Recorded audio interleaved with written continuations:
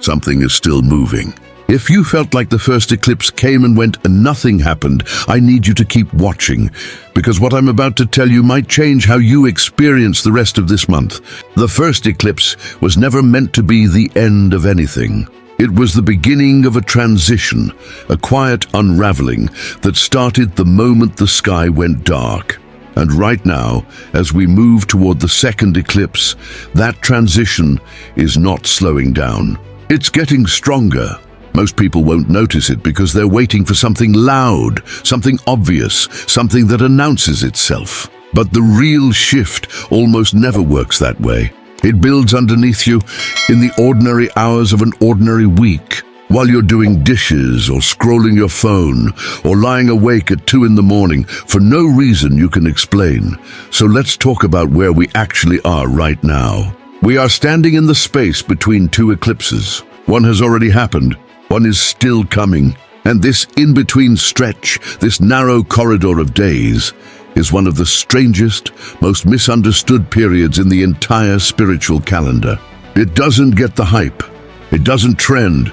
Nobody posts dramatic captions about the quiet Tuesday sitting between two major cosmic events. But if you've been feeling off lately, unusually tired, unusually emotional, unusually aware of things you normally ignore, this might be exactly why. Let's start with the discomfort, because I know some of you are feeling it and wondering what's wrong with you. Nothing is wrong with you. Being between two eclipses can feel like standing in a hallway with a door closing behind you and a door that hasn't opened yet in front of you. You're not fully in the old chapter, and you're not fully in the new one either. That in-between space can feel unsteady. It can feel like waiting for a phone call that hasn't come. And that waiting, that suspended quality, is often mistaken for something being wrong, when really, it's just what a transition feels like from the inside. You might notice your dreams have gotten more vivid, more layered, almost cinematic, even if you don't usually remember your dreams. You might wake up tired even after a full night's sleep, like your mind was doing overtime while your body was resting. You might feel emotionally raw in moments that wouldn't normally affect you. Tearing up at a song, feeling unexpectedly moved by a stranger's kindness, or feeling irritated by something small that never used to bother you. None of that is random. When you're in a period of energetic reorganization, your nervous system is processing more than usual, even if your daily life looks completely unchanged on the outside. You might also notice old memories resurfacing without warning. A person you haven't thought about in years crosses your mind. A conversation from your past replays itself while you're doing something unrelated. A specific feeling from an old chapter of your life returns, not because you're regressing, but because your subconscious is comparing where you are now to where you've been, checking whether old patterns are still active or whether you've actually outgrown them. Pay attention to what comes back. It's rarely an accident. It's usually your inner self doing quiet inventory before the next eclipse forces a more visible reckoning. Here's something else worth watching closely. The same conversation might keep repeating itself in different forms. Maybe a friend brings up a topic, and a few days later a stranger mentions something eerily similar, and then you stumble across a video touching on the exact same idea. I'm not going to tell you every repetition is some mystical sign written just for you, because that's not honest, and I don't want to feed you a fantasy. Sometimes a coincidence really is just a coincidence, but when something keeps circling back to you through completely unrelated channels, it's worth asking yourself an honest question. What is trying to get my attention right now? Not because the universe is spelling something out in code, but because your own mind may already know something you haven't consciously admitted yet, and it keeps nudging you toward it. Now let's talk about what actually started during the first eclipse, because this is where most people get confused about what this period is for. Think back to that day.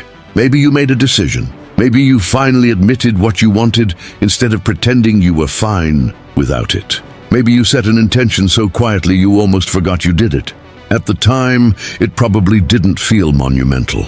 Nothing exploded into existence. You didn't wake up the next morning with your whole life rearranged. And because nothing dramatic happened immediately, a lot of people assumed nothing happened at all. But intentions don't work like light switches.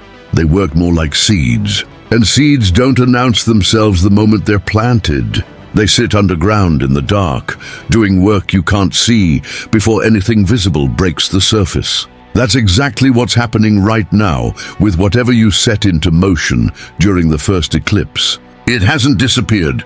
It's underneath you, gathering weight, and the second eclipse is going to act like the first real checkpoint. The moment where you start to see which of those seeds actually took root and which ones never had a chance to grow. This is important, so stay with me. What you planted at the first eclipse does not have to look the same by the time the second eclipse arrives. Sometimes the truest sign that something is working is that it starts changing shape entirely. Maybe you wanted a specific job, and now you find yourself drawn to a completely different path you hadn't considered before. Maybe you wanted a relationship to work out exactly as it was, and now you're noticing you actually want something healthier, something you didn't know you were allowed to want. Maybe the desire itself evolved because you evolved. That's not the universe failing to deliver. That's the process actually working. Let's get specific, because vague spiritual talk doesn't help anyone make real decisions. In relationships, this in-between period often brings a strange kind of clarity disguised as confusion. You might find yourself less patient with a connection that isn't reciprocated the way it should be. You might notice you no longer feel the same pull towards someone who used to occupy your thoughts constantly. Or the opposite might happen. Someone from your past might reappear, a message out of nowhere, a name that resurfaces in conversation, a person who suddenly feels relevant again after you'd already filed them under finished. That doesn't automatically mean you're supposed to reopen that chapter. It might simply mean there's a piece of that story you never fully understood. And this period is bringing it back so you can see it clearly this time, not to relive it, but to finally close it with accuracy instead of assumption.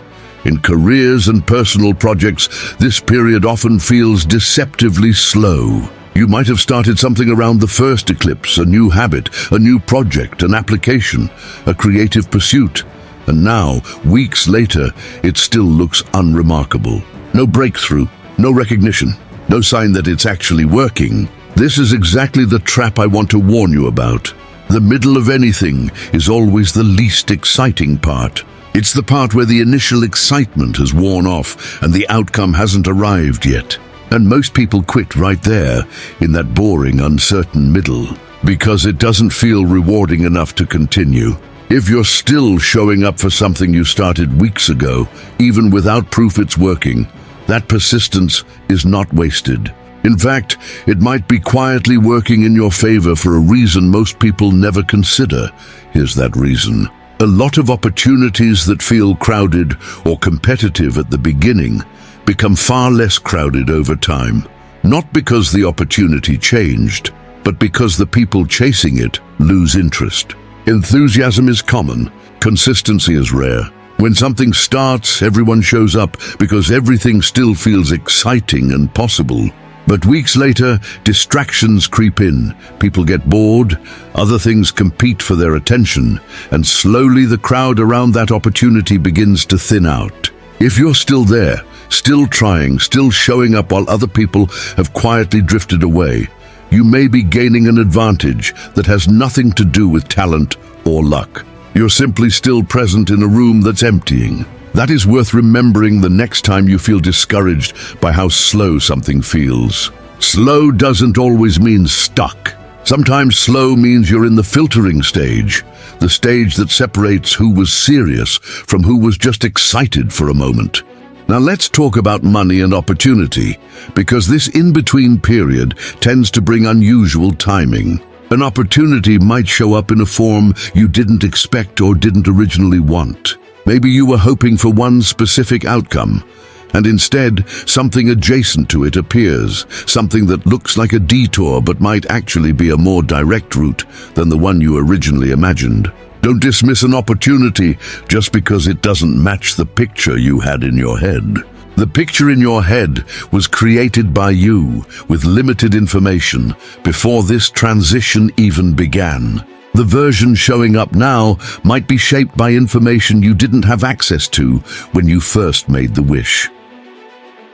This is also a period where habits quietly shift, sometimes without you consciously deciding to change them. You might find yourself losing interest in something you used to do automatically. Scrolling less, eating differently, sleeping at different hours, feeling pulled towards stillness instead of noise, or the reverse. Feeling restless in a way that pushes you to move your body, clean your space, or start something you've been putting off. These small behavioral shifts matter more than people realize. They're often the physical evidence of an internal shift that hasn't been named yet. Your body sometimes knows before your mind catches up. Now, I want to address something important because I don't want anyone watching this to make a decision they'll regret. This period, sitting between two eclipses, is not the time for extreme closure. I understand the temptation. Uncertainty is uncomfortable, and when something feels unresolved, the mind wants relief. It wants to burn the letter, block the number, quit the job, declare the situation finished, and walk away with a clean, dramatic sense of closure. Sometimes that instinct is correct, but sometimes it's simply your nervous system trying to escape discomfort by forcing an ending before the story has actually finished. Revealing itself, ask yourself honestly whether you're closing a chapter because you truly understand it, or because not knowing feels unbearable and closure feels like relief. Those are two very different reasons to make a decision. A situation that looks finished right now might still reveal one more piece of information before the second eclipse arrives. A piece that could completely change how you interpret everything that happened. That doesn't mean you should stay stuck in limbo forever, refusing to make any decisions until the sky gives you permission. It means you should be cautious about performing dramatic, irreversible rituals of finality this week specifically, because the story may not be as finished as it currently feels. There's another layer to this worth sitting with. Something you already mentally filed away as over might not be as over as you think. Not because you're supposed to chase it back into your life, but because endings and interpretations of endings are two different things. The event might genuinely be finished, but your understanding of why it ended or what it meant might still be incomplete. This period has a way of returning old situations in unfamiliar forms, not to reopen the same door, but to let you see the full shape of what happened, sometimes for the very first time. Let's pause here for today's comment of the day, because I think it connects perfectly to everything we've been talking about. Someone wrote this: "Don't question why it's happening to you, ask why it's happening for you, trust that there's a positive perspective." I want to sit with that for a moment, because I think the word that matters most in that sentence is perspective. When something difficult happens, our first instinct is almost always to ask, why me, why now, why this? And honestly, sometimes there isn't a satisfying answer to that question. Some things happen simply because life is unpredictable, not because there's a hidden lesson wrapped inside every hardship. But asking, what can I take from this, gives you somewhere productive to go, instead of staying stuck in the unanswerable why. Maybe a difficult situation teaches you something you genuinely needed to learn. Maybe it redirects a decision you were about to make blindly. Maybe months from now, you'll trace an opportunity back to a moment that felt like pure misfortune at the time. You don't have to pretend every hard experience is secretly a blessing in disguise. That can feel dishonest, even a little insulting to real pain. But you can choose not to let a difficult experience be meaningless. Sometimes that shift in framing from "why is this happening to me" toward "what can I actually do with this" is where something genuinely positive begins to take shape. Thank you to whoever left that comment. It fits this week more than you probably realized when you wrote it. Now let's return to the bigger picture, because there's something crucial I want you to understand about timing. A lot of people are going to wait for the second eclipse to arrive before they make a move, before they decide anything. before they let themselves feel settled. I want to gently warn you about that instinct, because anticipation and avoidance can look almost identical from the outside, but they operate completely differently underneath. Anticipation makes you more aware, more observant, more attuned to what's unfolding around you. Avoidance uses the future as an excuse to ignore what's already sitting right in front of you in the present. If a real opportunity appears this week, an invitation, a conversation, a chance to finish something you've been circling for months, don't automatically assume the spiritually correct move is to wait until the next eclipse gives you clarity. Sometimes clarity is already available to you right now, and waiting only costs you time you didn't need to lose. There's a difference between allowing something to develop naturally because it genuinely needs more time and refusing to participate in your own life simply because a date on the calendar hasn't arrived yet. Spiritual awareness should never become a polite excuse for passivity. If you already have enough information to choose. The next eclipse doesn't hold a monopoly on permission.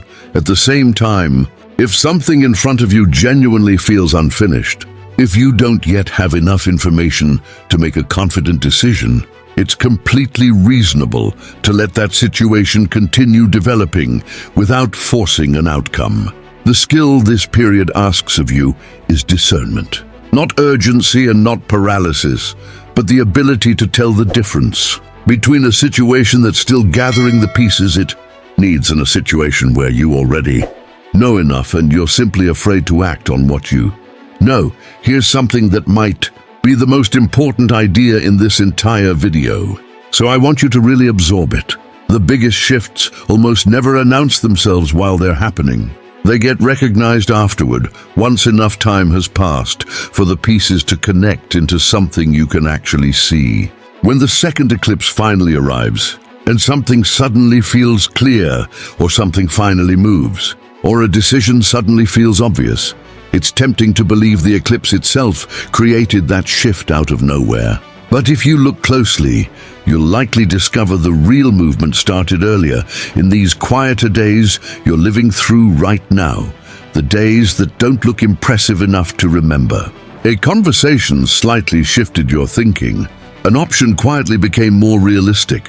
A disappointment made you release something that had been draining you for longer than you admitted. None of those moments looked significant on their own. Together, they were quietly building toward the same direction. That's the retrospective effect I want you to watch for over these coming days. You may not fully understand what's shifting in your life until you look backward from the other side of the second eclipse. And when you do look back, don't be surprised if you realize that the week you assumed was empty was actually the week where everything started becoming visible. You just didn't have enough distance yet to see it clearly. So what should you actually do with all of this? Not force anything, not perform dramatic rituals of finality on situations that still feel unresolved. Not sit passively waiting for the next eclipse to grant you permission to live your own life. Instead, pay attention. Notice what keeps returning to your awareness, even when you try to move past it. Notice what's quietly losing its grip on you, the things that used to feel urgent and suddenly don't anymore. Notice what's becoming unexpectedly easier, not because the situation magically improved, but because other people may have lost interest while you stayed consistent. Notice which direction keeps feeling more real every time you think about it, even if you can't fully explain why yet. You don't need a dramatic sign to know something is moving. You don't need the sky to look different before you trust that change is underway. Sometimes the clearest confirmation is simply this quiet, persistent feeling that something in your life is rearranging itself beneath the surface, even while everything on the outside looks completely unchanged. Wherever you are in your own story right now, whether you felt everything during the first eclipse or felt absolutely nothing at all, this period is still speaking to you in its own way. It's just speaking quietly. Keep listening. Keep noticing what returns, what fades, and what keeps gently insisting on your attention. Trust what's gradually becoming clear, even before you have the full picture. And take care of yourself while you wait for the rest of the story to reveal itself. Because sometimes the most important changes are the ones that never look dramatic until you finally understand what they were building toward all along. If this resonated with you, subscribe so you don't miss what comes next as we move closer to the second eclipse, and I'll see you in the next one.